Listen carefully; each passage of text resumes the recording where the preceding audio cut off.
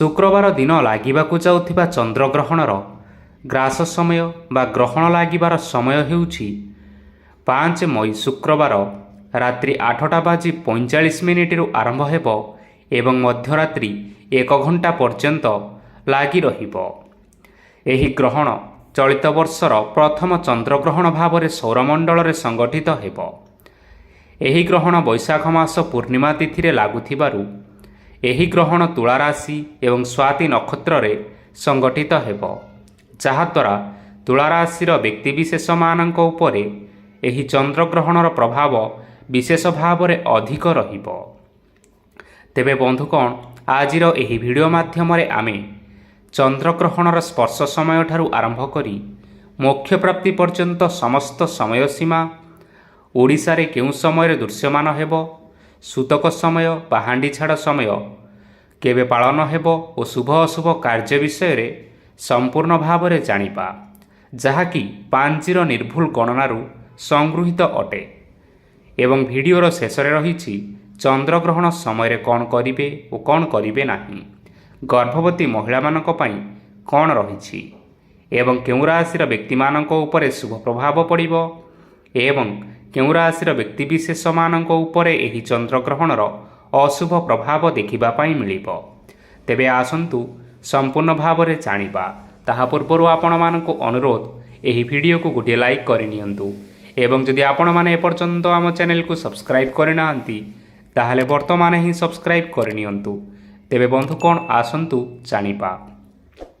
ବନ୍ଧୁଗଣ, ଚନ୍ଦ୍ରଗ୍ରହଣ ହେଉ ବା ସୂର୍ଯ୍ୟପରାଗ, ଏହି ମହାଜାଗତିକ ଦୃଶ୍ୟ ସୂର୍ଯ୍ୟ, ଚନ୍ଦ୍ର ଏବଂ ପୃଥିବୀର ବିଶେଷ ଅବସ୍ଥାନକୁ ନେଇ ଘଟିଥାଏ। ପ୍ରତ୍ୟେକ ଦିନ ଗ୍ରହ ଓ ନକ୍ଷତ୍ରମାନଙ୍କର ଅବସ୍ଥାନରେ କିଛିଟା ପରିବର୍ତ୍ତନ କାରଣରୁ ପ୍ରତ୍ୟେକ ଦିନର ତିଥି ଓ ନକ୍ଷତ୍ର ଅଲଗା ଅଲଗା ହୋଇଥାଏ। ସୂର୍ଯ୍ୟଙ୍କର ଚାରିପଟେ ପୃଥିବୀ ଏବଂ ପୃଥିବୀର ଚାରିପଟେ ସୂର୍ଯ୍ୟ ସଦାବେଳେ ପରିକ୍ରମା କରିଥାନ୍ତି। ଯେତେବେଳେ ସୂର୍ଯ୍ୟ, ପୃଥିବୀ ଓ ଚନ୍ଦ୍ର ଗୋଟିଏ ସରଳ ରେଖାରେ ରହିଥାନ୍ତି, ସେତେବେଳେ ପୃଥିବୀ ପୃଷ୍ଠରେ ଚନ୍ଦ୍ରଗ୍ରହଣ ଦୃଶ୍ୟମାନ ହୋଇଥାଏ।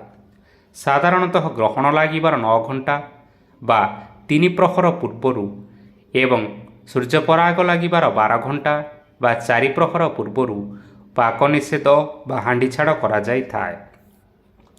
ଏହି ସମୟସୀମାକୁ ଆମେ ସୂତକ ସମୟ ମଧ୍ୟ କହିଥାଉ।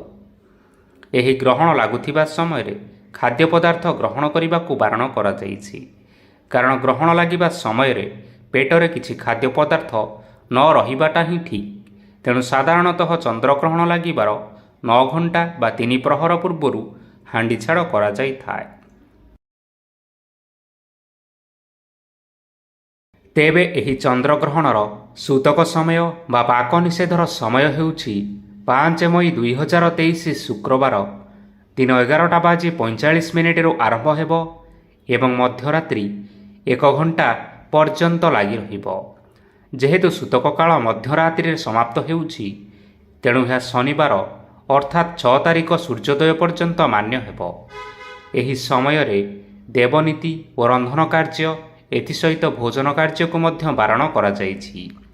ସୂତକ କାଳ ସମାପ୍ତି ହେବା ପରେ ସ୍ନାନ କାର୍ଯ୍ୟ କରି ଚନ୍ଦ୍ରଦେବଙ୍କୁ ଦର୍ଶନ କରିଲା ପରେ ଯାଇ ଦେବକାର୍ଯ୍ୟ, ସନ୍ଧ୍ୟା ଆଳତି ଓ ରନ୍ଧନ କାର୍ଯ୍ୟ ଆରମ୍ଭ କରିପାରିବେ। ଏହି ସୂତକ କାଳ ଶିଶୁ, ବୃଦ୍ଧ ଓ ରୋଗୀ ଲୋକମାନଙ୍କ ପାଇଁ ପାଳନୀୟ ନୁହେଁ। ଏହି ଚନ୍ଦ୍ରଗ୍ରହଣର ଗ୍ରାସ ସମୟ ବା ଗ୍ରହଣ ଲାଗିବାର ସମୟ ହେଉଛି 5 ମଇ ଶୁକ୍ରବାର ରାତ୍ରି 8:45 ଆରମ୍ଭ ହେବ ଏବଂ ମଧ୍ୟରାତ୍ରି 1 ଘଣ୍ଟା ପର୍ଯ୍ୟନ୍ତ ଲାଗି ରହିବ। ଏହି ଚନ୍ଦ୍ରଗ୍ରହଣର ମଧ୍ୟକାଳ ରାତ୍ରି 10:53 ଏବଂ ଏହି ସମୟରେ ସର୍ବାଧିକ ଚନ୍ଦ୍ରଗ୍ରହଣ ମହାକାଶରେ ଦୃଶ୍ୟମାନ ହେବ। ଏହି ଗ୍ରହଣ ମହାକାଶରେ ପ୍ରାୟ 4 ଘଣ୍ଟା 15 ମିନିଟ୍ ଏବଂ 34 ସେକେଣ୍ଡ ପର୍ଯ୍ୟନ୍ତ ଦୃଶ୍ୟମାନ ହେବ, ଯାହାକି ଏକ ଲମ୍ବା ଚନ୍ଦ୍ରଗ୍ରହଣ ମହାକାଶରେ ସଂଗଠିତ ହେବ। ଚନ୍ଦ୍ରଗ୍ରହଣର ସୂତକ କାଳ ବା ପାକ ନିଷେଧର ସମୟ ଶୁକ୍ରବାର ଦିନ 11:45 ଆରମ୍ଭ ହେଉଥିବାରୁ ଆପଣମାନଙ୍କୁ ଶୁକ୍ରବାର ଦିନ 11:45 ପୂର୍ବରୁ ସ୍ନାନ କାର୍ଯ୍ୟ, ଦେବନୀତି ଓ ଭୋଜନ କାର୍ଯ୍ୟ ସମାପ୍ତ କରିବାକୁ ପଡ଼ିବ ଏବଂ ଏହାପରେ ଆପଣମାନେ ହାଣ୍ଡିଛାଡ଼ କରିପାରିବେ।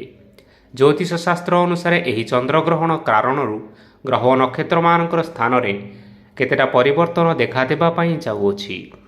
ଗ୍ରହମାନଙ୍କର ପରିବର୍ତ୍ତନ କାରଣରୁ କିଛି ରାଶିମାନଙ୍କ ଉପରେ ଏହି ଚନ୍ଦ୍ରଗ୍ରହଣର ଅଶୁଭ ପ୍ରଭାବ ପଡ଼ୁଥିବା ବେଳେ କେତେକ ରାଶିମାନଙ୍କ ଉପରେ ଏହି ଚନ୍ଦ୍ରଗ୍ରହଣର ଶୁଭ ପ୍ରଭାବ ପଡ଼ିବା ପାଇଁ ଯାଉଅଛି। ତେବେ ରାଶିଚକ୍ରର 12 ଗୋଟି ରାଶିମାନଙ୍କ ମଧ୍ୟରୁ କେବଳ 8ଟି ରାଶିର ଉପରେ ଏହି ଚନ୍ଦ୍ରଗ୍ରହଣର ଶୁଭ ପ୍ରଭାବ ପଡ଼ିବା ପାଇଁ ଯାଉଅଛି। ସେହିସବୁ ଭାଗ୍ୟଶାଳୀ ରାଶିମାନେ ହେଉଛନ୍ତି ମେଷ ରାଶି, ବୃଷ ରାଶି, କର୍କଟ ରାଶି, କନ୍ୟା ରାଶି, ବିଛା ରାଶି, ଧନୁ ରାଶି, କୁମ୍ଭ ରାଶି ଏବଂ ମୀନ ରାଶି। ଏଥିସହିତ ମିଥୁନ ରାଶି, ସିଂହ ରାଶି, ତୁଳା ରାଶି ଓ ମକର ରାଶିର ବ୍ୟକ୍ତିବିଶେଷମାନଙ୍କ ଉପରେ ଏହି ଚନ୍ଦ୍ରଗ୍ରହଣର ଅଶୁଭ ପ୍ରଭାବ ପଡ଼ୁଥିବାରୁ ଏହି 4ଟି ରାଶିର ବ୍ୟକ୍ତିବିଶେଷମାନେ ଚନ୍ଦ୍ରଗ୍ରହଣରେ ସାବଧାନ ରହିବା ପାଇଁ ଚେଷ୍ଟା କରନ୍ତୁ ଏବଂ ଭଗବାନଙ୍କର ନାମ ଜପ କରନ୍ତୁ।